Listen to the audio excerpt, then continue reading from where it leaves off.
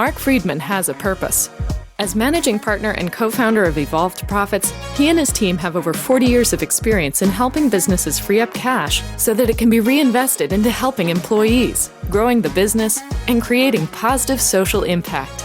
He is a serial entrepreneur, CEO, and the best-selling author of Expense to Profit: Eliminate the Costs That Sabotage Your Growth. Marc loves helping companies create more profits while being an agent for change.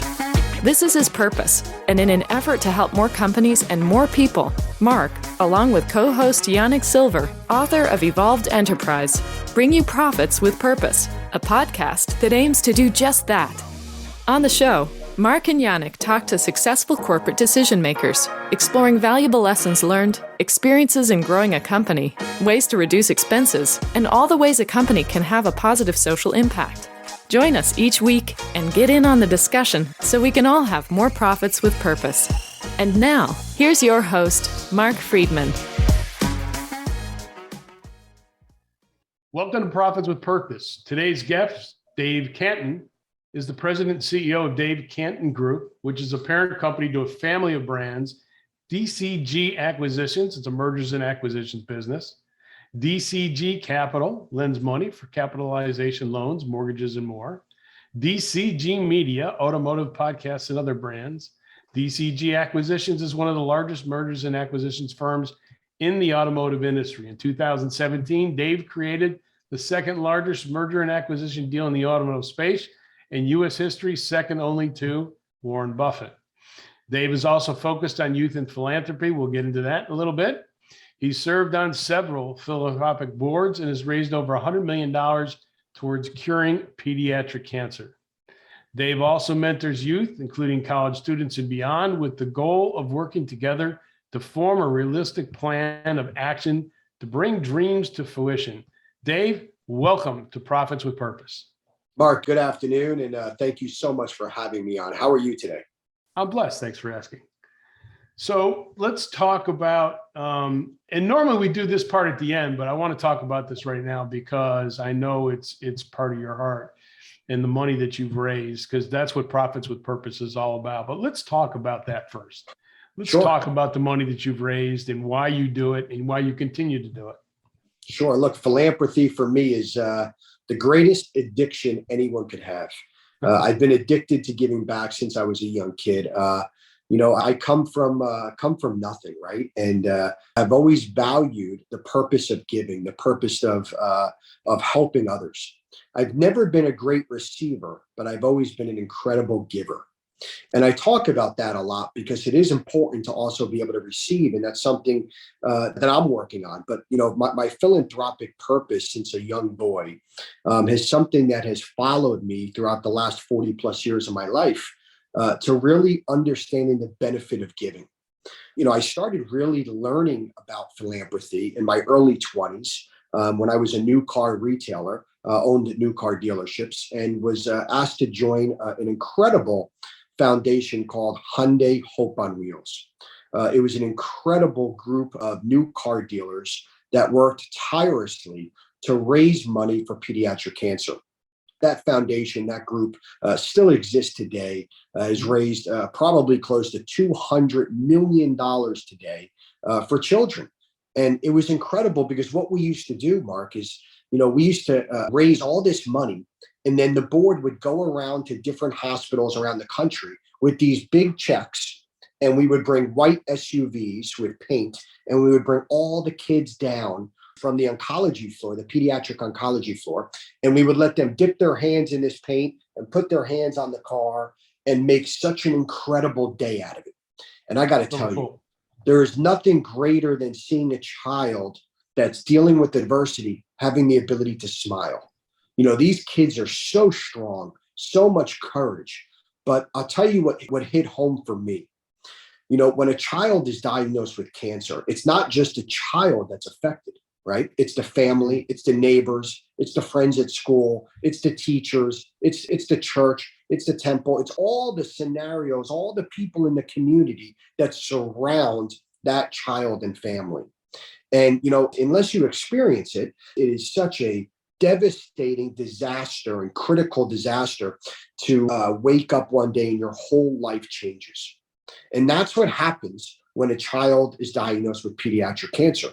So, in my early 20s, I started really focusing on giving back and finding ways to cure cancer. And I'll never forget one day at a New York Auto Show presentation, I looked at the audience and there was all these supporters there in different charitable foundations for pediatric cancer. And I looked at them and I said, I will not stop this battle until one day no child ever has to hear those words, "You have cancer." And I remember those words playing in the back of my mind to this day. And my family and I will not stop that battle. We will be there every step of the way. In 2011, myself, I was training to run the Boston Marathon. A few weeks into the training, felt really fatigued, didn't know what was going on other than the fact something was wrong. I went to my doctor. I said, "Doc, give me a full workup. Something's not right." Needless to say, about 35 hours later, I was diagnosed with leukemia. I was told that I would never run a Boston Marathon. I was told I would be in the hospital for days or weeks to come, months to come. Nobody knew what the prognosis would be. It's an incurable disease. Well, I'll tell you one thing. I looked at my doctor in the eyes the second she told me I had leukemia. And I'll never forget this moment. I said, "Doc, 90% of my battle is going to be my attitude, and 10% is going to be your meds.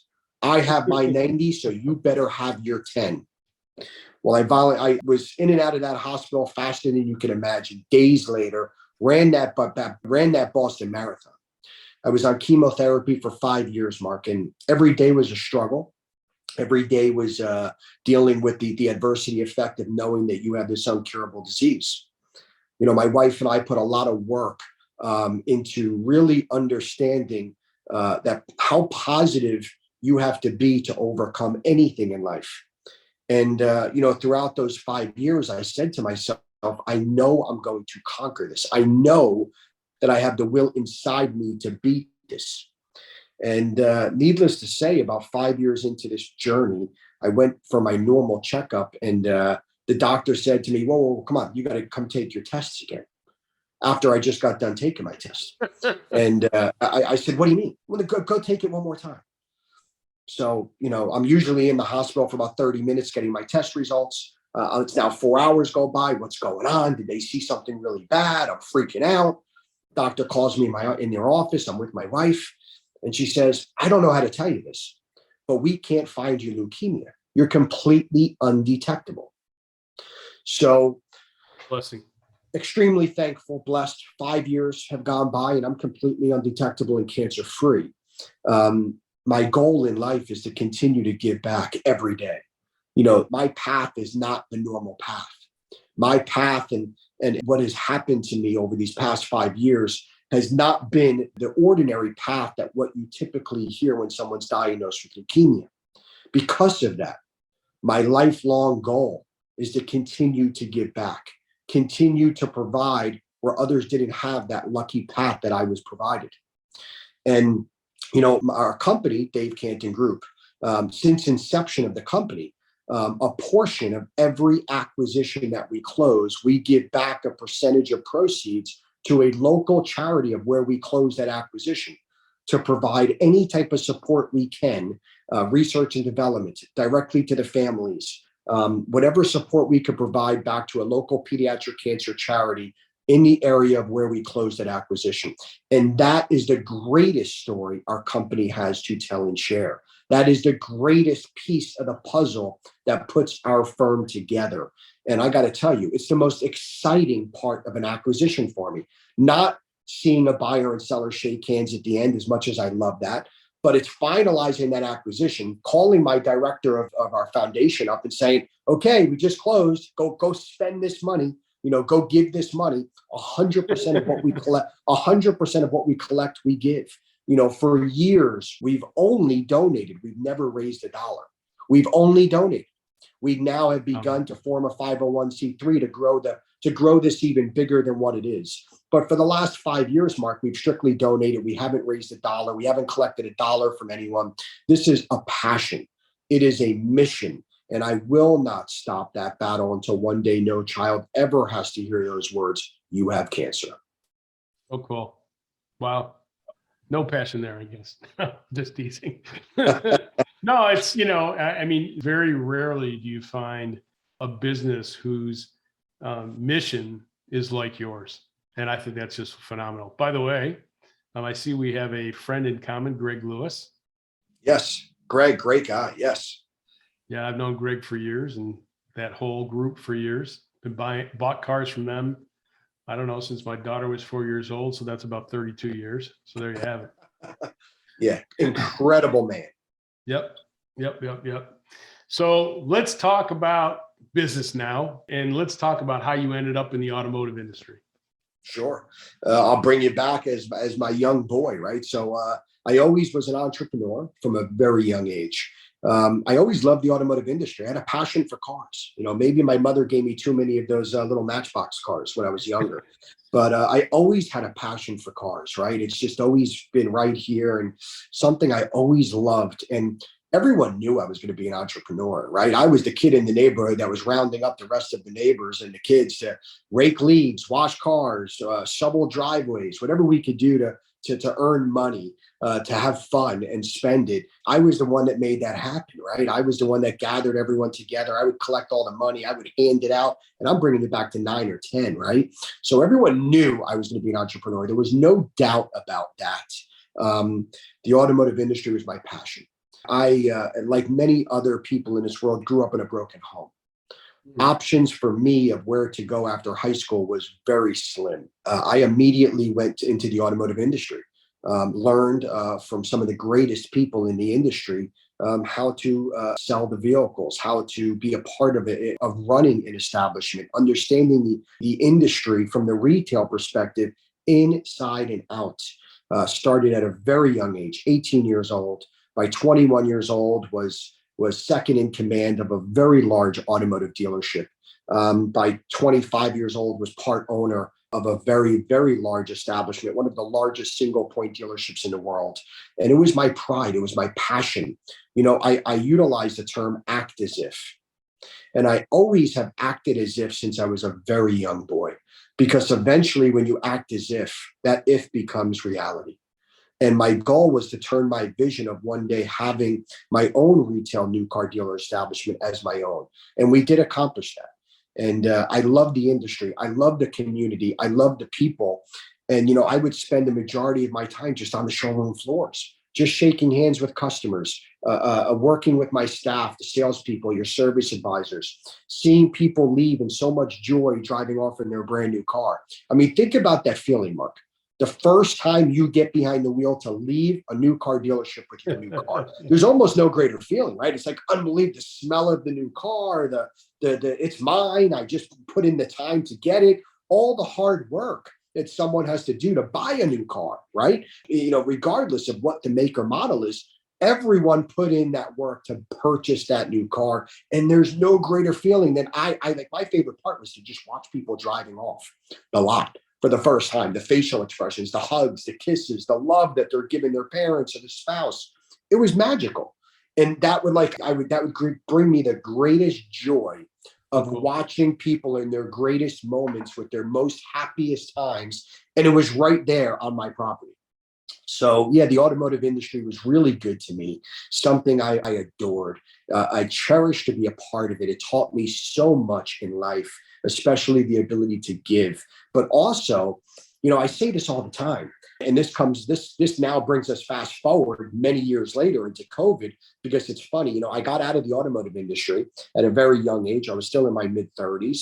And I said, what am I going to do next? What's life about now, right? And I was always an investor. I've always diversified my investments. I loved Wall Street, loved finance. And when I started my mergers and acquisitions firm, I had no choice but to put our specialty into the automotive industry. Every M&A firm has their forte, has their lane, has their path. Ours had to be the automotive industry, right? It just had to be. I love the industry. Plus, it doesn't hurt to know a lot of the people there, right? A lot of the decision makers and buyers. But I absolutely loved it. And when we started our M&A firm, it was more of kind of, let's just do small level consulting. We'll help our clients acquire the capital they need. We'll help them handle the acquisition. Gosh, I never thought, fast forward 2022, that we would be doing $1 billion plus in the industry and one of the largest M&A firms to handle acquisitions. I never would have dreamed that. But, I say that's not because we ever envisioned it. It's because we never focused on it, if that makes sense. We never focused on how much money are we going to do or how many deals are we going to do. We focused one deal at a time. We focused on taking care of every client, the transition of every acquisition. That evolved into what we are today, right? So we never chased the next acquisition. But, I said this in a podcast during COVID. The automotive industry is compiled of some of the most resilient entrepreneurs you will ever meet in your lifetime. Here's an industry that in March of 2020 went to a complete standstill. I mean, from operating to shutting the doors. Now, it's pretty hard to shut a new car dealership. Why? Well, you got hundreds of employees. You got customers' cars that are in there for service. You could have 200 cars in for service, right? And these people need their cars. And now you just shut the doors. So now people are like, how do I get my car to service? How am I supposed to go to work? How am I supposed to go grocery shopping? How do I get my kids to school? All of these things. So you're dealing with employees, you're dealing with consumers, you're dealing with the community. It's not like you could just open and close the doors the next day and refrigerate what's sitting there cooling. No, it doesn't work that way. So to watch these incredible entrepreneurs, these community leaders, how they shut their doors and then were able to immediately open those doors and create such an impact to the community. These dealers rolled up their sleeves in the greatest way possible nationwide and gave back to their communities. And not only that, they provided immediate safety protocols for their staff, for their customers, to really understand we have to continue to do business, but here's how we're going to do it to where everyone feels safe. The tenacity, the grit, the resiliency that the automotive industry displayed during COVID is absolutely remarkable. So amazing. It's funny, go back to what you were saying about your new car experience, buying a new car, right? So my daughter was a little over 4 years old. We had another child on the way, and Scott Asher at the dealership where Mr. Lewis is as well. And I guess you probably know Scott as well. Scott, basically, I went to Home Depot to get stuff because we had a townhouse and I was finishing the basement. Sure. And Scott says, take this car home, show it to your wife. If you don't like it, bring it back. If you like it, bring it back and we'll sign papers. Okay. So I take it home. My daughter climbs in the car. Now, mind you, she's 4 years old. And this was a Oldsmobile custom cruiser station wagon, because there were no SUVs back then. There were no vans back then. Station wagon was your SUV. Right. Your station wagon was your SUV. Had the seat, the back, the whole 9 yards. My daughter climbs in and she says, Dad, you got to buy this car. Look at all these cup holders. How am I going to disappoint my daughter, right? That's it. You're buying. I went to the delership and signed the papers with Scott. So, and I was so happy about it. It was like, whatever. So there you have it. So that's our story of getting out of a little Pontiac into the custom cruiser of the Oldsmobile, which family doesn't even exist anymore. Kind of crazy when you think about those things, how we evolve. So I dated myself a little bit there, but it's interesting. And you talk about what you're doing and how you're doing it and the passion that you have, but you've got quite a few different brands. What are the challenges associated with overseeing multiple businesses? That's a great question and one that's asked frequently, right? The idea wasn't to have multiple different companies or family of brands under the Dave Cantin Group umbrella. The idea was to create the greatest path to a successful acquisition and beyond.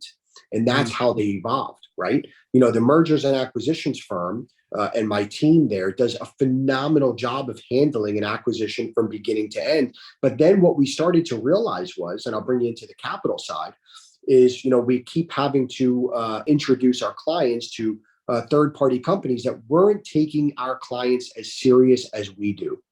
And we take that very personally. When we represent a client, we want to ensure that their best interest is always taken at heart.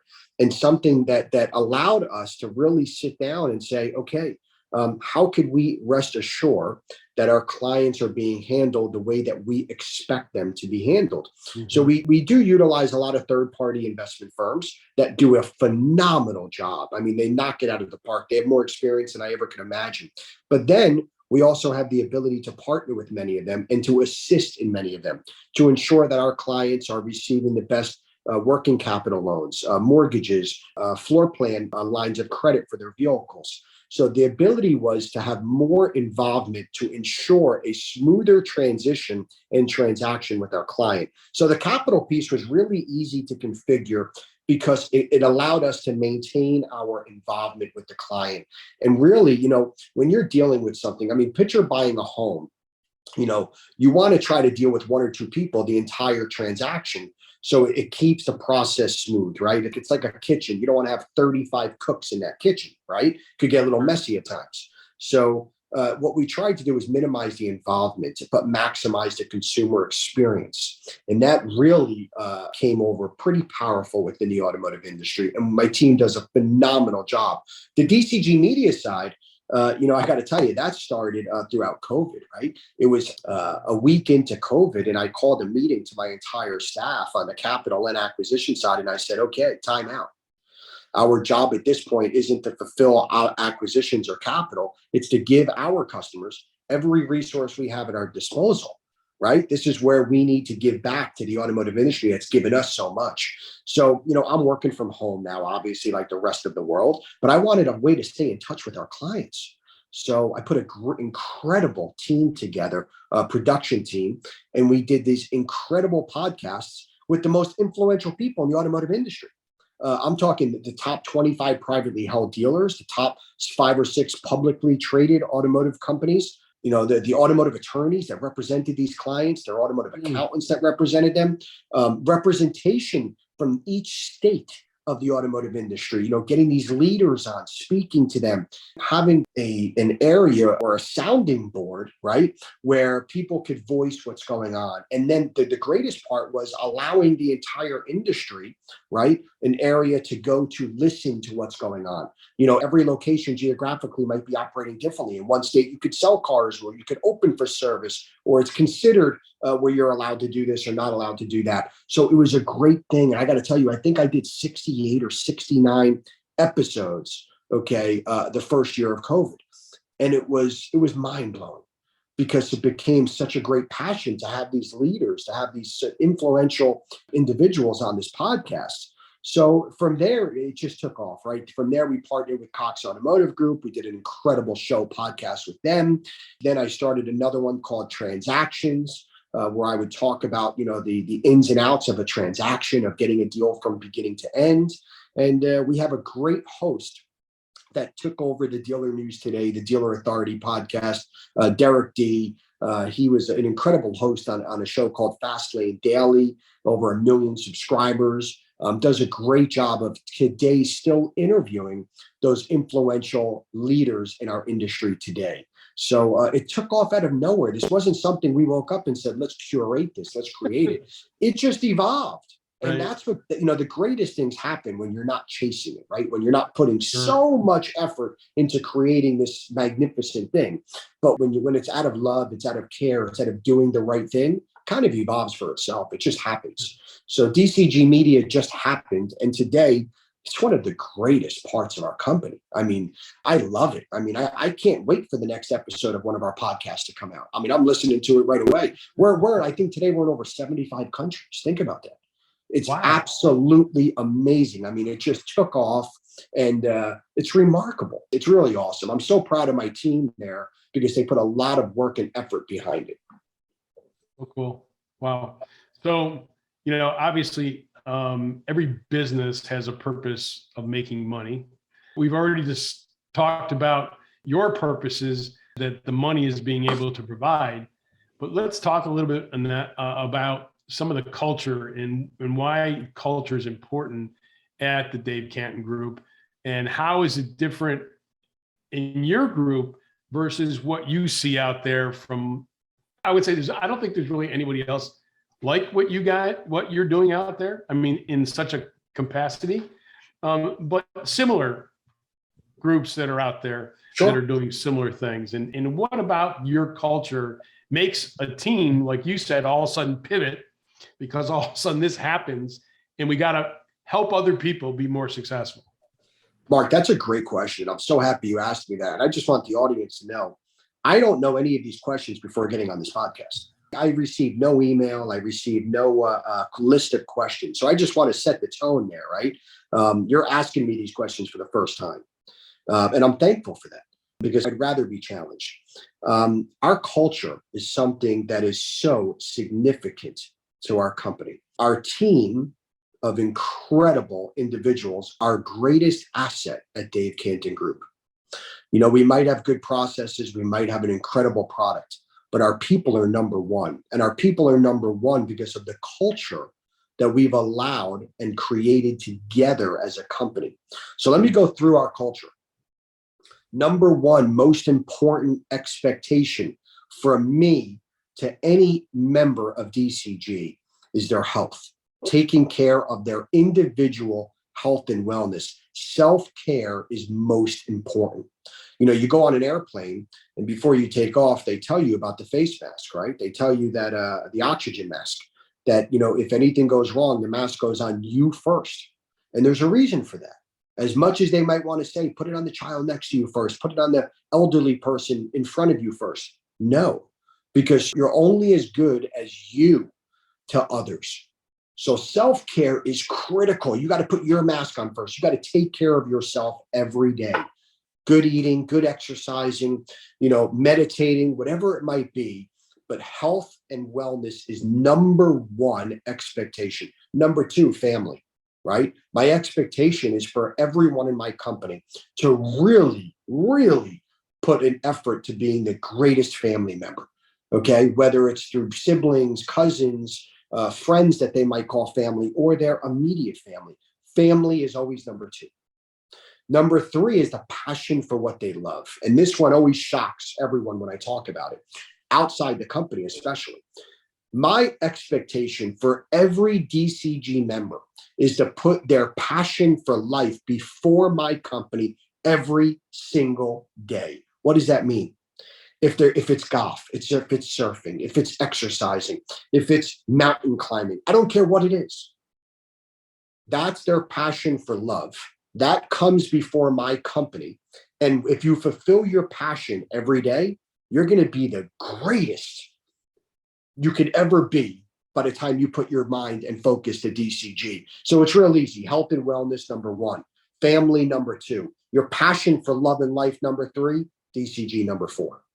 That's my expectation. That's our culture. I'm always going to be fourth in line. And that's my expectation. Nobody else's. That's coming from me. Okay. And that's been our culture from day one. So when you have people that understand that coming from their CEO, their health comes first, their family comes second, their passion for love and life, whatever it is, comes third, then DCG, guess what? They're going to build something spectacular. That's why the company is where it is today. Yeah, no, you're going to build an amazing team when the team comes first. We see that as a recurring theme today for the more successful businesses, that if your team is healthy and your team is family first and your team has passions and then they come to work, what are they going to do when they're at work? They're not going to have to worry about the other three because they're already taken care of. Now they're going to be able to concentrate and fulfill their goal of being successful where they are at that time.